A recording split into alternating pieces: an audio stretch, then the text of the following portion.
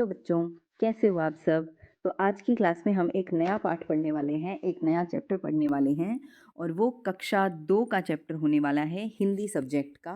ठीक है, पाठ का नंबर है 24 मतलब 24। पाठ का नाम है गिरे ताल में चंदा मामा। तो जो चंदा मामा हैं वो कहीं पे गिर गए हैं। कहाँ पर गिर गए हैं वो हमें तब पता चलेगा जब हम इस पूरे पाठ को पढ़ेंगे। अब ये जो पाठ है ये एक छोटी सी कविता है। आपको यहाँ पर एक बहुत ब्यूटीफुल सी सीनरी दिख रही होगी। ठीक है, ये रहे हमारे पास चंदा मामा। ठीक है, अब ये जो चंदा मामा हैं ये एक नदी में गिर गए हैं और उनको कोई पकड़ने की कोशिश कर रहा है। ये सब हमें इस कविता के अंदर बताया जाएगा। तो अब हम कविता को शुरू कर लेते हैं। गिरे ताल में चंदा मामा, सबने देखा सबने देखा।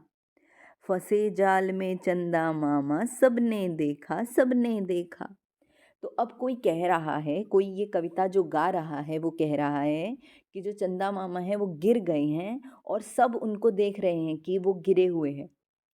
चंदा मामा जो हैं वो एक जाल में फंस गए हैं। जाल क्या होता है बेटा? जो हमारे पास छोटी छोटी मछलियाँ होती हैं ना, जब हमें उनको पकड़ना होता है तो हम ना जाल का इस्तेमाल करते हैं। और मछलियों को मोस्टली कौन पकड़ता है? मछुआरे। मछुआरे जो होते हैं वो किसको पकड़ते हैं? मछलियों को। और जब भी हमें उन मछलियों को पकड़ना होता है तो हम एक जाल का इस्तेमाल करते हैं। तो ऐसे ही उस मछुआरे ने, उस इंसान ने किस चीज़ का इस्तेमाल किया चंदा मामा को पकड़ने के लिए? एक जाल का। ठीक है, उसके बाद क्या होता है?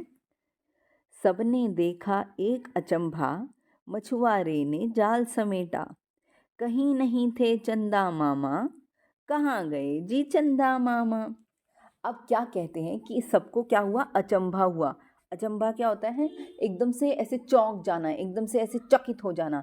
जैसे अगर आप दरवाजे के मतलब अगर आप अब किसी कमरे के अंदर जा रहे हो, आपका भाई या बहन आपको एकदम से दरवाजे के पीछे से बाहर निकल के ऐसे कर दे भो, ठीक है, तो आप क्या हो जाते हो? शॉक हो जाते हो, अचंभित हो जाते हो।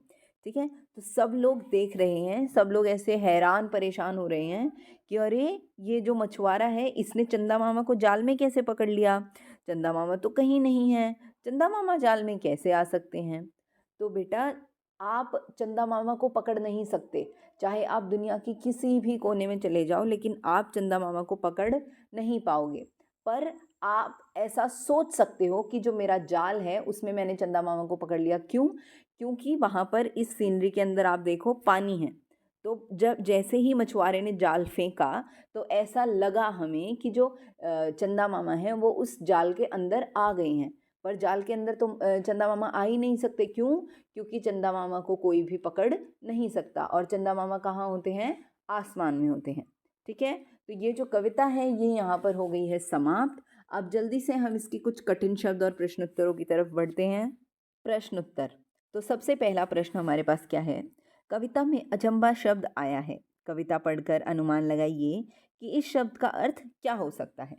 अब क्या पूछ रहे हैं ये हमसे? ये हमसे पूछ रहे हैं कि जब हमने कविता पढ़ी तो उसमें एक जगह पे ऐसे लिखा हुआ था, हुआ सभी को बहुत अचंभा।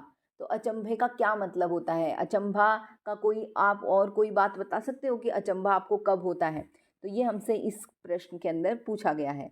तो मैंने आपको उस वक्त भी बताया था, मैं आपको दोबारा बताती हूँ। अचंभा का मतलब होता है चकित हो जाना, परेशान हो जाना, हैरान हो जाना। मतलब एकदम से आपको शॉक लग जाता है, एकदम से आप हैरान परेशान हो जाते हो, उसको हम क्या बोलते हैं? चकित बोलते हैं। ठीक है, तो अब हमारे पास किस वजह से जो कविता है उसके अंदर चकित आया था, मतलब अचंबा वर्ड आया था, क्यों आया था उस कविता के अंदर, किस लिए आया था? जब सबने देखा कि चंदा मामा ताल में गिरे हुए हैं और मछुआरे ने उन्हें जाल में फंसा लिया है तो सबको बहुत अचंभा हुआ। हमें क्यों लगा था कि सबको अचंभा हो रहा है? वो इसलिए क्योंकि हमें ऐसा लग रहा था कि जो मछुआरा है, जो मछली पकड़ते हैं, उसने जैसे ही जाल को फेंका तो हमें ऐसा लगा कि जो चंदा मामा है वो उस जाल में फंस गए। और उसने जाल को कहाँ पर फेंका था? नदी में फेंका था। तो हमें ऐसा लग रहा था कि चंदा मामा फंस गए, पर हम तो भाई बहुत समझदार बच्चे हैं, हमें पता है कि चंदा मामा ऐसे फंस नहीं सकते। ठीक है, प्रश्न नंबर 2। नीचे दिए हुए किस वाक्य में अचंभा शब्द का सही प्रयोग हुआ है?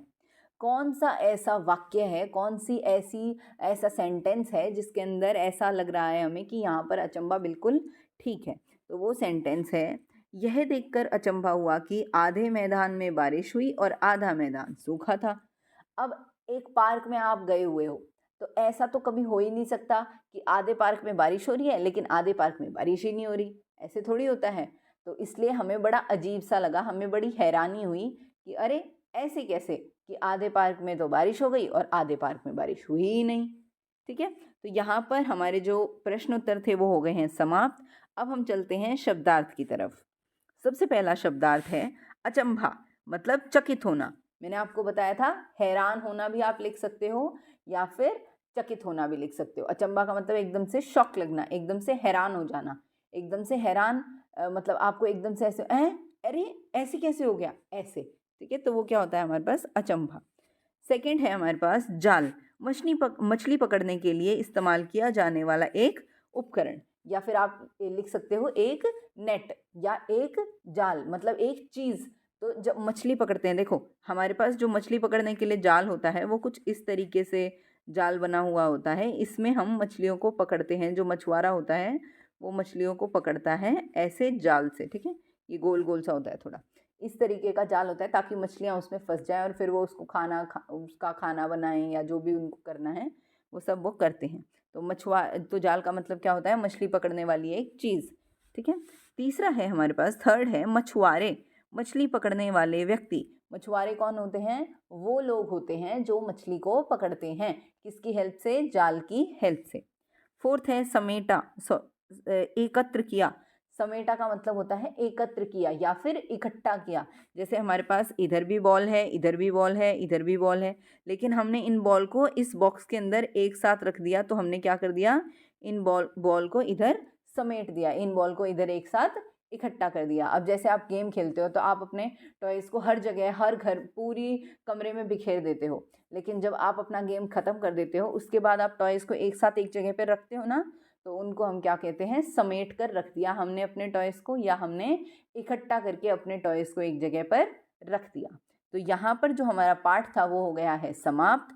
अब मैं आपसे मिलूंगी नए पाठ में, तब तक आपको चैनल को लाइक शेयर सब्सक्राइब कर देना है मेरे प्यारे बच्चों। Bye bye.